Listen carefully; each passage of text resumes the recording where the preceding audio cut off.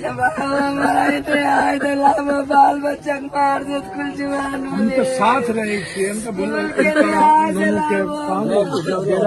सब आवे मार दे हमें तो सब के हमेशा बोलबे छिए, बात करिए।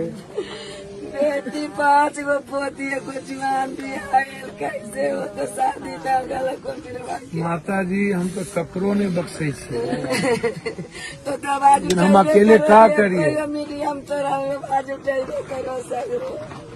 हमरो आर के गाँव केवल भाई मर गए, एक्सीडेंट से भी ऑटो रोज नहीं होलो है। हम ककरो ने बख्शे छिए माता जी, ना बकसबे हमें तो ककरो नहीं कर। तो सब है ना बख्श सकता है ना, सब अपराधी का मदद करे तो हमें क्या करिए।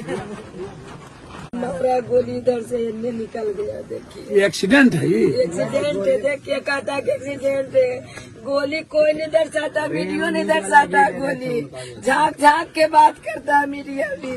देखिए गोली है कि नहीं, झांक झांक के बात करता। इधर से मारा है, देखिए आप खोल कर नहीं ले, उधर से निकल चक्का पर चक्का।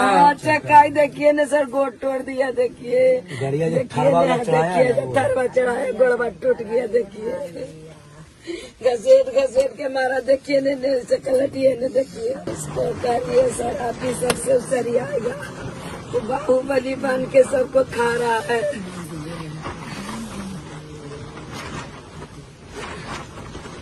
एक्सीडेंट हो गया, सबरिया के एकदम से लेकर भागल प्लेट वाला गाड़ी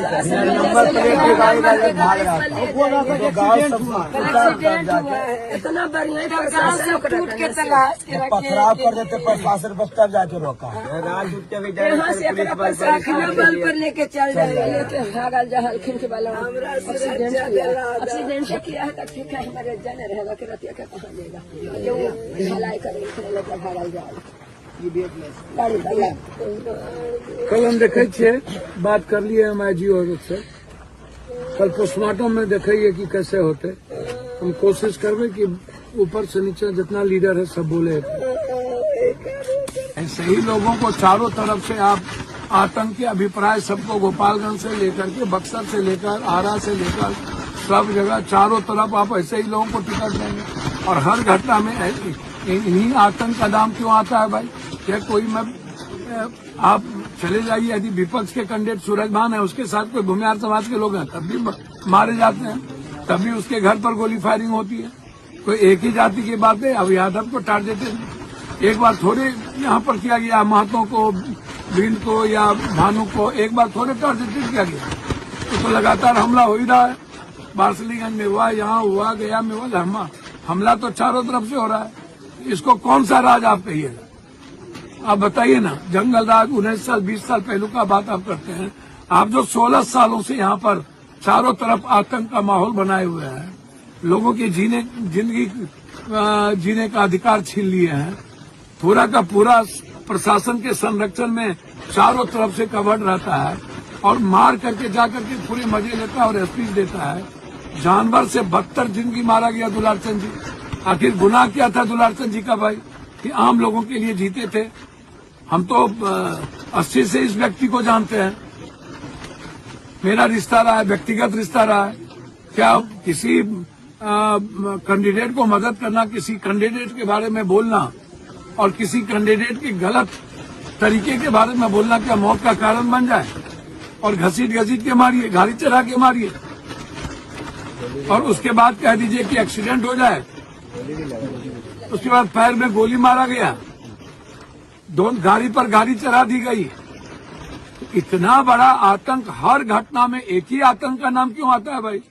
जितनी घटना घटे एक ही नाम, और उल्टे प्रशासन जाकर के विपक्ष के कैंडिडेट, जो विपक्ष के लोग हैं, जो समाज में काम करता है, उसको फंसाओ, उसको भगाओ।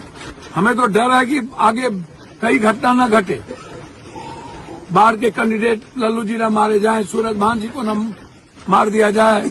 ये क्या होगा कहना मुश्किल है। हालात अच्छे नहीं हैं।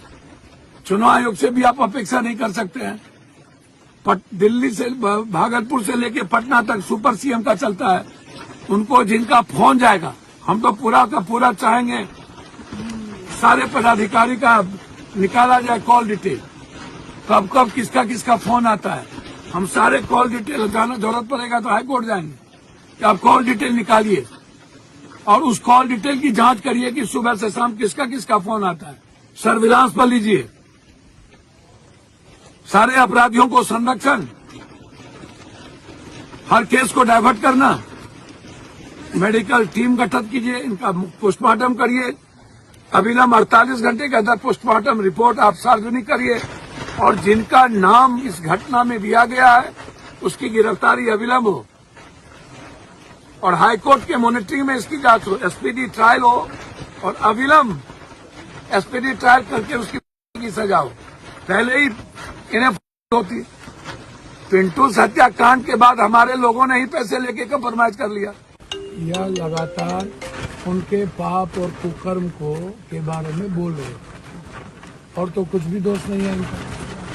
बरसों से यह अपने समाज का काम करना, अपने लोगों का, समाज में जो गरीब गुरबा है उसके हित की बात करना, उसके लिए जीना। क्या लल्लू मुखिया के पक्ष में या लल्लू मुखिया के बारे में बोलना उनकी हत्या का कारण बन या और किसी उम्मीदवार के पक्ष में खड़ा होना, क्या ये लोकतंत्र में यही खूबसूरती है ना कि हम स्वतंत्र होकर किसी भी के साथ हम काम कर सकें। तो हमको तो अब डर है जो टाल और दियरा की स्थिति है और जो खास तौर पर डिप्टी सीएम, मिनी सीएम जो है, जो भागलपुर से लेकर के पटना तक जिनका एक ही राज चलता है, वो तो कभी वो उन्हीं के एक यहाँ से वहाँ तक स्वजातीय एक ही, मतलब 90% दरोगा, एएसपी सारे के सारे वही लोग हैं। कैसे बचिएगा आप हमको बताइए। क्या इस प्रदेश में किसी गरीब को, किसी कमजोर तबके के लोग को कोई जाति सूरज भान जी के साथ यदि वही स्वजातीय खड़ा है तो उसको आप मरवा दीजिए। इनके साथ यदि कोई धानुक समाज के लोग हैं तो उसको मरवा दीजिए। धानुक समाज के साथ कोई यादव खड़ा हो तो उसको मरवा दीजिए। यादव के साथ कोई उन्हीं का जाति खड़ा हो जाए तो उनको मरवा दीजिए। सूरज भान जी के साथ उन्हीं के जाति का कोई चार हीरो खड़ा हो जाए तो उसको मरवा दीजिए। मतलब आप इतना नासूर बन चुके हैं, इतना बड़ा आप आतंकराज हैं कि आप मरवाने के बाद और स्वतंत्र होकर कहते हैं कि हमारे पर हमला किया। भैया मैं तो इतना कह सकता हूं, बहुत हो गया, अंतिम हो गया।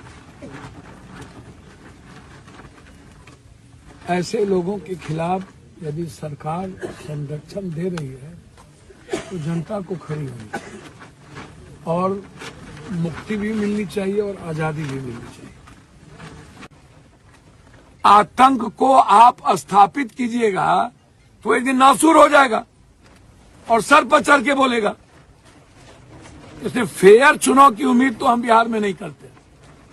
हमको लग रहा है कि अब बीजेपी पूरी ताकत लगाएगा प्रशासन के द्वारा